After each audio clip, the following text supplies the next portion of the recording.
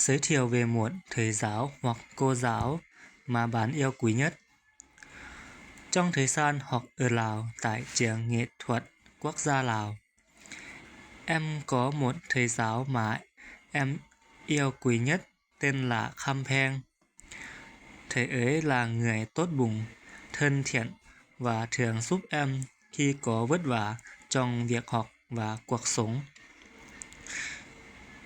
Kỷ niệm khiến em xúc động nhất là có một ngày khi em đang đi học đã xảy ra một sự cố bất ngờ khiến lốp xe máy bị thủng. Cần phải thay lốp nhưng em không có tiền. Lúc đó, thầy Kham Pheng cảm thấy em chưa đến trường.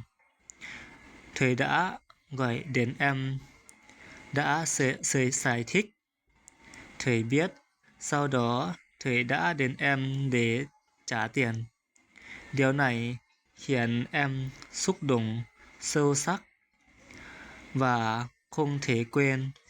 Từ đó đến nay, em và thầy Kham Pheng đã yêu thương nhau.